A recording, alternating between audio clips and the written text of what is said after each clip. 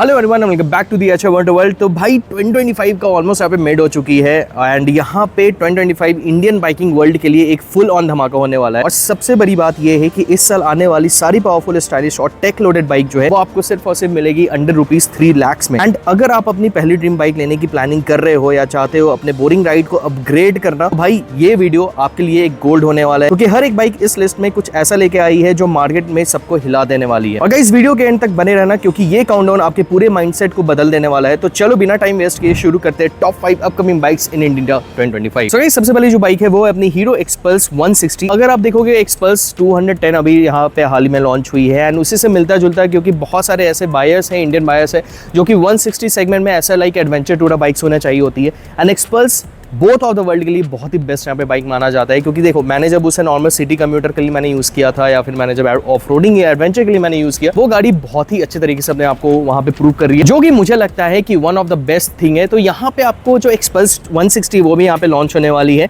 जिसमें कि आपको सेम टू सेम जो इंजन जैसा आपको हीरो एक्सट्रीम 160 या 4 भी मिलता है, सेम टू सेम इंजन आपको यहाँ पे मिलने वाली, जिसमें आपको 15 bhp की पावर, 14 Nm का टॉर्क जो है वो यहाँ पे मिले। अब ऑफिशियली इस वाली बाइक को जब तक आईमा में नहीं दिखाया जाएगा तब तक मुझे नहीं लगता है इसका एग्जैक्ट लॉन्च डेट मैं आपको बता पाऊंगा। बट यहाँ पे ये वाली बाइक जो है हीरो के बाइक्स के लाइनअप्स में है, जो कि आपको इंडिया में बहुत जल्द यहाँ पे लॉन्च होते हुए दिखने वाली है। अब देखो मैं आपको अगर एक चीज बोलूँ तो यहाँ पे आपको जितनी भी सारे आपको फीचर्स वगैरह है वो आपको एक्सट्रीम 160 या 4 से मिलने वाली, क्योंकि इंजन आपको सेम टू सेम मिलने वाली है, जिसमें आपको 5 स्पीड जो मैनुअल ट्रांसमिशन है वो यहाँ पे आपको मिलेगा, जो कि आपको सिटी और सॉफ्ट ट्रेल वगैरह के लिए ना बहुत ही ऐसे बेस्ट यहाँ पे माना जाता है। एंड एक्सट्रीम 160 या 4 की इंजन बहुत ही ऐसे रिफाइंड है, तो हम यहाँ पे एक्सपेक्ट कर रहे हैं कि एक्सपल्स 160 में जब ये वाली इंजन आएगी तो वो भी यहाँ पे बहुत ऐसे रिफाइंड वे में जो है वो यहाँ पे आपको मिलने वाली है। अब स्टाइलिंग के बारे में बात करें तो स्टाइलिंग आपको सेम टू सेम जो अपना एडवेंचर बाइक स्टैंड है वो यहाँ पे आपको मेंटेन करेगा अपने बिगर सिबलिंग्स के साथ। एक्सपल्स 210 जो है तो सेम टू सेम लुक्स वगैरह आपको यहाँ पे मिलने वाली, प्रॉपर ऑफ रोड एंड आपको वो जो सारे पूरा एकदम भारी भरकम जो आपको लुक है वो यहाँ पे भी आपको मिलने वाला है। यहाँ पे आपको डुअल पर्पस टायर्स, जिसमें कि लाइक ऑल टेरेन टायर्स जिसे हम बोल सकते हैं, जो बेसिकली आपको एक्सपल्स 210 में भी देखने को मिलता है। सेम टू सेम आपको यहाँ पे 160R में भी, मतलब 160 4V में भी यहाँ पे मिलेगा। भाई आदत हो गया 160R 4V 160R 4V का। ब्रेक्स में ऑब्वियसली यहाँ पे आपको फ्रंट में डिस्क एंड रियर में आपको ड्रम ब्रेक्स यहाँ पे मिल सकती है, क्योंकि ऑब्वियसली ये जो बाइक है एक ऐसा फोकसली यहाँ पे निकाला जाएगा उन लोगों के लिए जो कि एक प्रॉपर से कम बजट में एक एडवेंचर टूर बाइक चाहते हैं, तो उनके लिए ये वाली जो बाइक है बहुत अच्छा यहाँ पे साबित होने वाली है। और एज अ स्टार्टर जो आपकी पहली बाइक है उस हिसाब से देखोगे तो एडवेंचर की जर्नी में अगर आप पहले ऐसे बाइक लेना चाह रहे हो तो 160 एक्सपल्स 160 आपके लिए बहुत अच्छी बाइक यहाँ पे प्रूव हो सकती है। अब यहाँ पे सबसे बड़ा जो चीज है वो है इसके 800 mm या फिर 820 mm तक का जो सीट हाइट वाला रेंज है उससे, क्योंकि शॉर्ट राइडर्स के लिए हद तक जो प्रॉब्लम्स है वो यहाँ पे क्रिएट हो सकती है। अब अदर फीचर्स के बारे में बात करें तो यहाँ पे आपको बेसिक जो डिजिटल डिस्प्ले अपना जो जैसा आपको नॉर्मल नेगेटिव पैनल वाला जो डिस्प्ले है वो यहाँ पे आपको मिलेगा। एलईडी हेडलैम्प्स वगैरह तो आपको यहाँ पे मिलेंगे, एलईडी इंडिकेटर्स मिलेंगे। 12 लीटर्स का फ्यूल टैंक कैपेसिटी है, ऑब्वियसली 160 सीसी की गाड़ी है तो यहाँ पे आप माइलेज वगैरह यहाँ पे आप अच्छा एक्सपेक्ट कर सकते हो। एंड अगर आप देखोगे तो 160 सेगमेंट में अभी तक कोई भी ऐसी कंपनी नहीं है जो यहाँ पे ऐसा एडवेंचर बाइक यहाँ पे लॉन्च की, तो मुझे लगता है कि जब ये मार्केट में लॉन्च होगी ना तब ये बहुत ही ऐसे धूम यहाँ पे मचाने वाली है।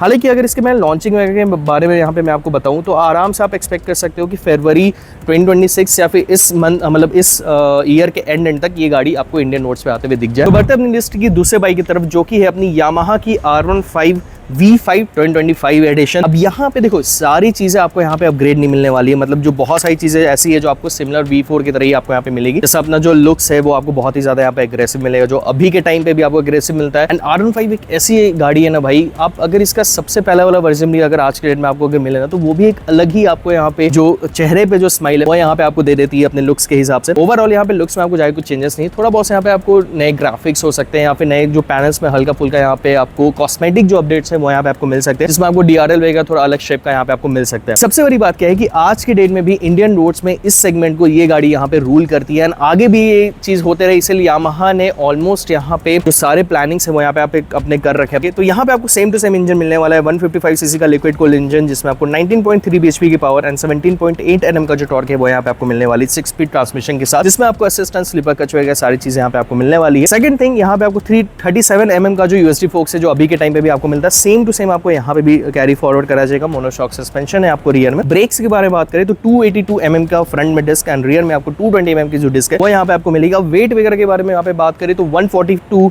किलो का जो कर्व वेट है गाड़ी का वो यहाँ पे आपको मिलता है। फीचर्स की अगर मैं यहाँ पे बात करें ना तो बहुत सारे ऐसे फीचर्स थे जो आपको सिर्फ और सिर्फ R15M में मिलते थे। तो ऐसा हो सकता है जैसे ट्रैक्शन कंट्रोल, क्विक शिफ्टर वगैरह जो है वो आपको एज एन स्टैंडर्ड यहाँ पे कर दिया जाए, मतलब 2025 में, जो कि आपको और M के लिए वहाँ पे कुछ एक्स्ट्रा जो अपना जैसे TFT कंसोल वगैरह है वो वहाँ पे आपको कुछ वो वहीं पे ऐसे सस्टेन रहने दे।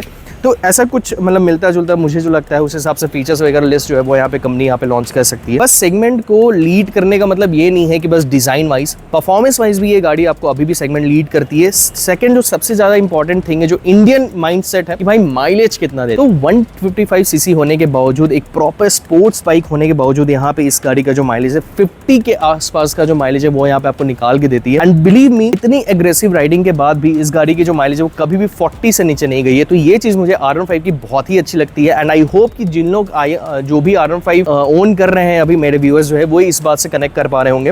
एंड इसमें आपको 11 लीटर्स का जो फ्यूल टैंक कैपेसिटी है वो भी यहाँ पे आपको मिलता है। डुअल चैनल ABS वगैरह सारी जो फीचर्स है, सारी जो टेक है, और यामाहा ऑब्वियसली अपने टेक और ये सारी चीज़ों के लिए जाना जाता है, इंजन रिफाइनमेंट वगैरह के लिए जाना जाता है। तो वो चीज़ आपको इस वाले बाइक में भी यहाँ पे कंटिन्यू होते हुए आपको दिखेगी। सो आई होप कि जब भी ये गाड़ी यहाँ पे लॉन्च हो तो ये गाड़ी अगेन जो है इंडियन मार्केट में अपना जो एक 155 वाला जो पूरा एक सेगमेंट को जो ये पूरा रूल करती है, 155 to 200 वाला जो पूरा सेगमेंट है, उसको आगे भी ये कंटिन्यू करके रखे। अब इसी होप के साथ बढ़ते अपने थर्ड बाइक की तरफ, जो कि अपना MT-15 है। अगेन एक यामाहा का ही आपको एक प्रोडक्ट यहाँ पे मिलने वाला है, यामाहा MT-15 2025। अब जैसा कि आपको पता है कि यामाहा हमेशा अपने डिजाइन पे बहुत फोकस रहता है। एंड ऐसा वो डिजाइन, जैसा कि मैंने अभी आपको R15 के बारे में बताया, ऐसे डिजाइन यहाँ पे लॉन्च करते हैं कि अगर आने वाले 5-10 साल के बाद भी अगर ये गाड़ी कभी भी मार्केट में निकले तो लोग इसे जरूर देखते हैं कि हाँ भाई ये गाड़ी यामाहा की है। तो डिजाइन वाइज यहाँ पे बहुत मेहनत यहाँ पे करती है। तो MT-15 में भी आज के डे में भी इतने टाइम हो गया गाड़ी को लॉन्च किए हुए, बट आज भी इस गाड़ी का जो एक रुतबा है वो अलग ही लेवल का है। जो डिजाइन लैंग्वेज वगैरह वो बहुत अच्छा है। एंड आज भी यंगस्टर को सबसे पहला पसंद है नेकेड स्पोर्ट्स में 150 to 200 सीसी के सेगमेंट में वो सबसे पहले MT की तरफ ही जाता है। अब देखो यहाँ पे आपको जो डिजाइन वगैरह है वो एकदम सेम टू सेम डिजाइन मिलने वाला है। कॉस्मेटिक अपडेट्स यहाँ पे आपको मिल सकते हैं, जैसे कि आपको नया पेंट स्कीम मिल सकता है, नए ग्राफिक्स वगैरह यहाँ पे आपको मिल सकते हैं। फीचर्स में यहाँ पे आपको TFT कंसोल जो है, जैसा कि आपको R15M में मिलता था, वैसे same to same TFT console यहाँ पे आपको मिलने वाला है। एंड यामाहा अपने सारे गाड़ियों में TFT जो कंसोल है वो यहाँ पे देने लगा है। इवन यामाहा ही नहीं, आप अदर भी ब्रांड्स की तरफ जाओगे ना तो अदर ब्रांड्स भी अपने छोटे छोटे गाड़ी में लाइक 125 सीसी सेगमेंट में भी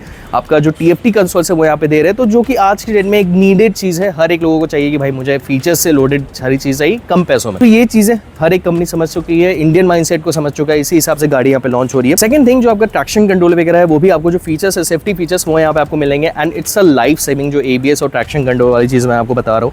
अब देखो इंजन के बारे में बात करें तो 155 सीसी का लिक्विड कूल्ड इंजन, 18 bhp की पावर एंड 14 Nm का जो टॉर्क है वो यहाँ पे आपको मिलने वाली। USD फोर्क्स, मोनोशॉक सस्पेंशन, ये सारी जो चीजें हैं वो आपको यहाँ पे भी सस्टेन किया जाएगा। तो हम ये चीज़ बोल सकते हैं कि MT-15 with cosmetic updates and new features, जो भी सारे अंडर पिनिंग्स है वो आपके यहाँ पे सेम टू सेम यहाँ पे रहने वाले हैं। अब लॉन्च के बारे में बात करें तो फेस्टिव सीजन यानी दिवाली छठ के टाइम पे ये जो गाड़ी है ये अपनी लॉन्च होते हुए दिख जाएगी। 12 to 15K का अभी का जो करंट प्राइस है उससे 12 से 15 हज़ार तक का जो प्राइस से आपको यहाँ पे चीज़ें जो है वो आपको वहाँ पे ज़्यादा मिल सकती है। बट उसके बाद भी जो चीज़ें यहाँ पे ये ऑफर करने वाला है ये एकदम वैल्यू फॉर मनी होने वाली है। अब जैसे कि आपको पता है कि 125 सीसी का सेगमेंट यहाँ पे इतना ज़्यादा कॉम्पिटिटिव हो गया है, हर एक ब्रांड, हर एक कंपनी 125 सीसी में अपने बाइक्स को यहाँ पे लॉन्च करी। मैं बात यहाँ पे कर रहा हूँ कावासाकी Z125 की, जिसका एक्सपेक्टेड जो लॉन्च है वो नवंबर से दिसंबर के बीच में होने वाली है। सबसे पहले इसके डिजाइन को लेकर मैं बात करता हूँ। डिजाइन हमेशा से कावासाकी एक रेसिंग टीम की तरह हमें जाना जाता है, रेसिंग की दुनिया में नाम है कावासाकी का। वैसे ही रेसिंग इंस्पायर्ड जो डिजाइन है वो यहाँ पे आपको मिलेगा, जो कि काफी ज्यादा स्पोर्टी एंड एग्रेसिव जो लुक्स है वो यहाँ पे आपको मिलेगी, जो कि मॉडर्न ही यहाँ पे आपको बोल सकते हो बहुत मॉडर्न डिजाइन के साथ आने वाला, जो जेनजी हिट लोगों को यहाँ पे बहुत ज्यादा पसंद आने वाली है। 125 सीसी का liquid cooled engine, 15 bhp power and 11.7 Nm का जो टॉर्क है वो भी यहाँ पे आपको मिलेगी। देखो इतना ज्यादा पावरफुल जो इंजन है वो पहले KTM ड्यूक 125 देता था, बट अब वो शायद ड्यूक जो है 125 सीसी सेगमेंट में अब शायद KTM ने हाथ जोड़ लिया कि भाई मुझे 125 सीसी सेगमेंट में अब नहीं घुसना है। सो यहाँ पे आपको जो अभी तक का सबसे one of the most powerful powerful engine जो है वो अब आपको कावासाकी निकाल के देने वाली है। बारी है इसके फीचर्स की, तो फीचर्स में आपको डिजिटल स्पीडोमीटर कंसोल जो है वो यहाँ पे आपको मिल सकता है, काफी जैसा हमें निंजा में मिलता है ना वो सेमी डिजिटल वाला, वैसा कुछ हमें यहाँ पे देखने को भी मिल सकती है।